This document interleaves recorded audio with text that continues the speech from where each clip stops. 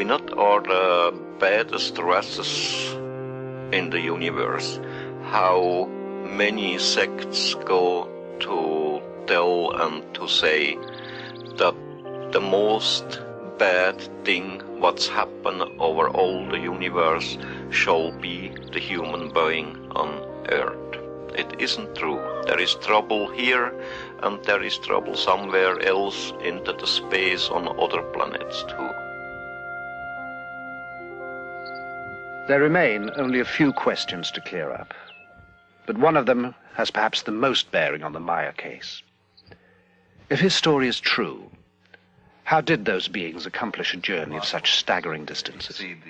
The investigators put the question to Alan Holt, an astrophysicist who works with the US space program, and David Froning, a specialist in spacecraft design for that program.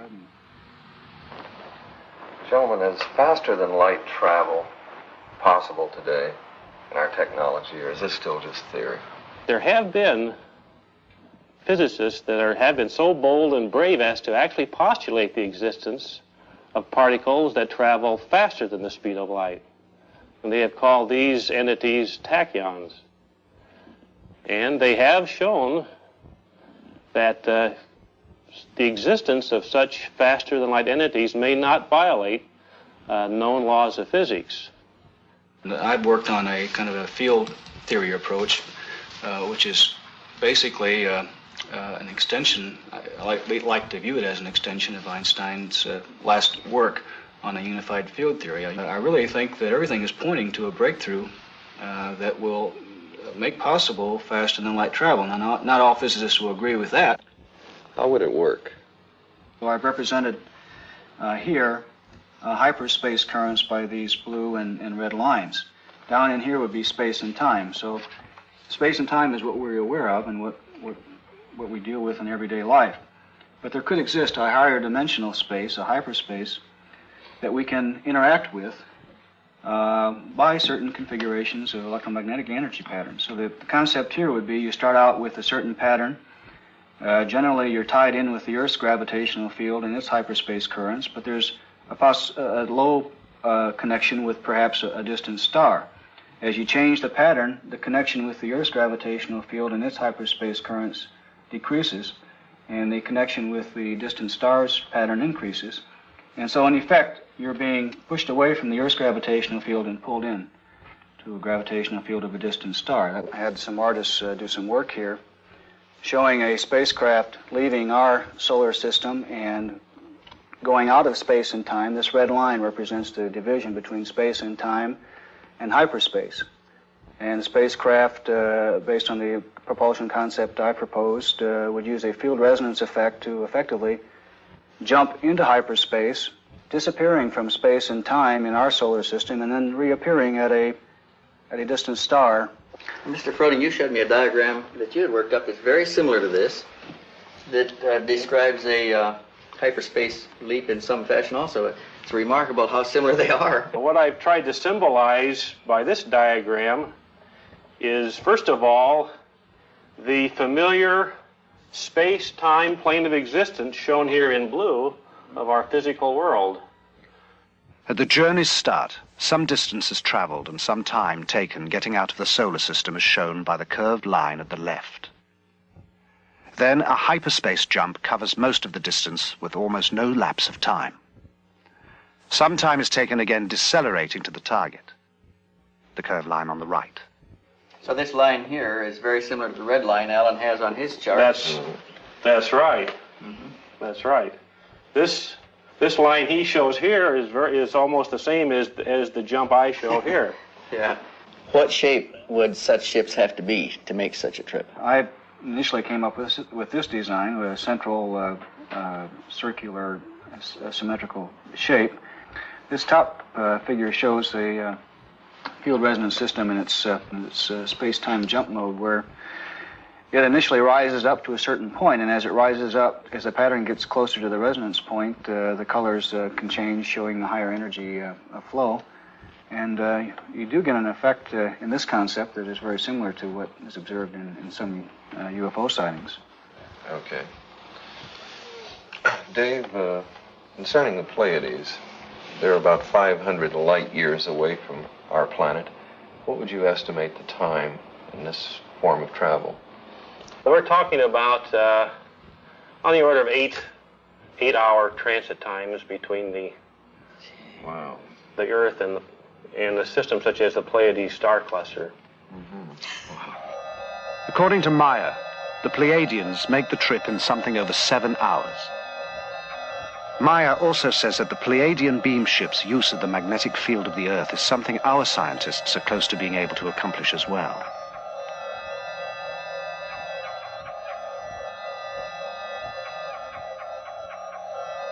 Using this information, the computer is able to project from one series of Meier photographs the flight path of the beam ships in the Earth's magnetic field.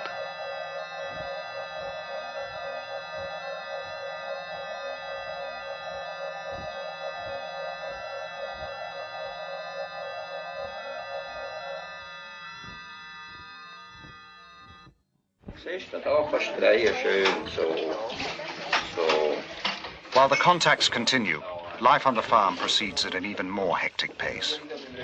To help free Meier, volunteers take on a lot of the routine work. But their very presence, their questions, even their enthusiasm create as much strain as they relieve.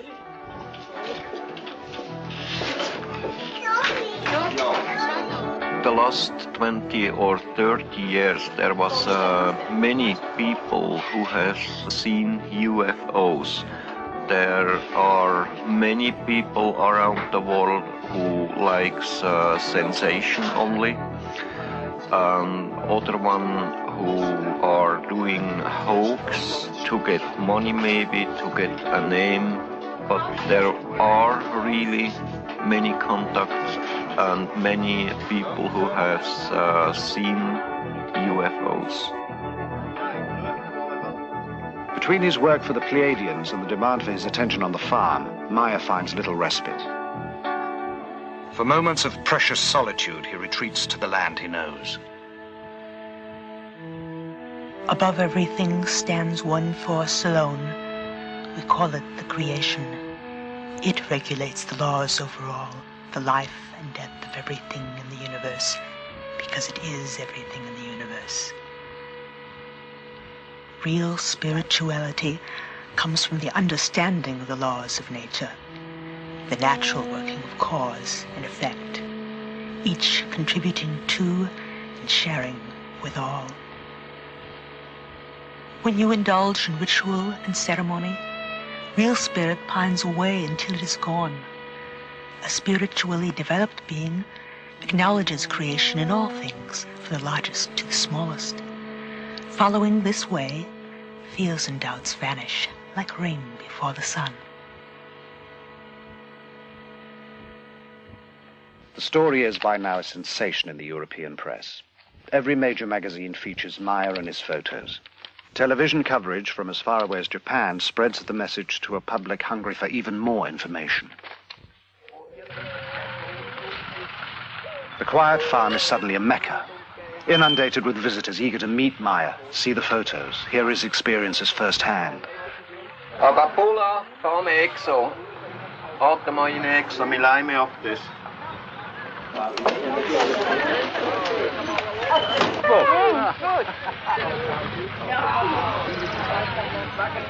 But Meier cannot refuse anyone. It is the promise he made to Semjase.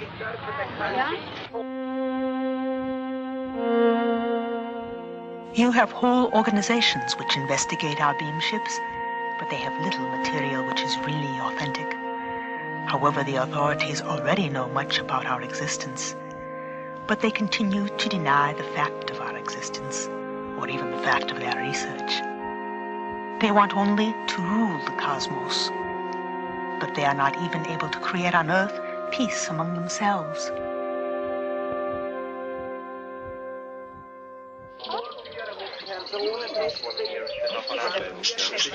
Many of those who come seek answers, assurance, even the promise that someone or something will save us. If we want peace and knowledge and love and everything here on Earth, we have to change everything by ourselves as human beings from this earth.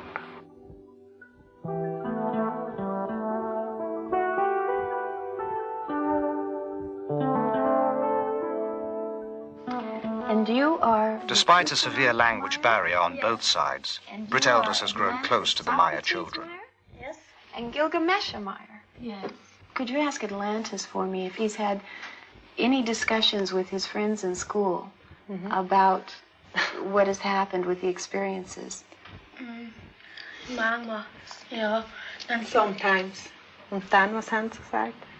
Sie haben gesagt, They said always, it's not true what he said. And Methuselah, has he talked to any of his friends? Und hast du mit deinen Mitschülern geredet? ja. Und was haben sie gesagt? Wir haben immer gesagt, UFO Meier. He said they make jokes with him and said to him, UFO Meier like this. And then they have to go to the teacher, and the teacher said to the other people, why you say UFO Meier to Methuselah? And so they are quiet now. Would you ask them for me if they wished that their father had never had these experiences? Atlantis say on one side yes, and the other side no. Why the one side yes? When die UFO jetzt... If Billy don't have seen this UFO, people don't come to us, and not so much fun for him. Not so much fun for him. It is especially hard on the children. With the publicity, security measures have tightened up. The children are taken to and from school, and their activities around the farm restricted. Most vestiges of a normal life have disappeared. But when a threat does appear, it is not from assassins or kidnappers, but a wholly unexpected source. One night, the household is awakened by a brilliant light that bathes the whole area in an eerie glow. Meier, disturbed because he has had no telepathic indications, grabs his gun and his camera. The light changes shape and intensity. It moves out over the valley, illuminating the valley floor, rising and falling until dawn, then disappears. At his next contact, Meier asks Samiassi about the phenomenon. She has no explanation. The Pleiadians do not know what the strange lights could have been. Meier is shaken. You know, everything is going on more and more difficult. I get trouble. I get trouble here in Schmidrütti. I get trouble with the government, with the people around, and I can understand this, Billy. It's not unique. Anybody that has an experience runs into problems. But the experience is unique. You've got to keep going here. That's true. But, you know, there come some people here from the morning to the evening. Too many of them. All of them want to talk with me. I get trouble with them because I say no. There is some other people who likes to kill me, who likes to kidnap the children. I know it's got to be very hard on you, Billy, but you've got to go on. Yeah, that's to say very easy for you, Now, but not for me. I put a lot of time in this. We've taken your pictures back, we've tested them, we've tested the metal, we've tested the sounds. They all test good. You've got the best evidence that we have in any case, and I've been at this for 20 years. Yeah. And we can't stop. And what you find it out, all of it? Is it now true, or is it... Well, we're finding evidence that tends to support the case. It looks like it's really happening. Now, you have your own truth, and you know what's happening, but we've got to demonstrate this to ourselves and to the rest of the people. Please give it some serious thought. I need you. Yeah, that's true, but just now I don't know what I shall do, you know. I'm down, my nerves are playing crazy. My mind slowly is turning over. I have to think over about it. Please give it some serious thought, Billy. We can't stop now. We don't have any other way to go. But I think the world needs to know. I think you feel that the world needs to know, but you just don't want to be the one. Somebody has to be.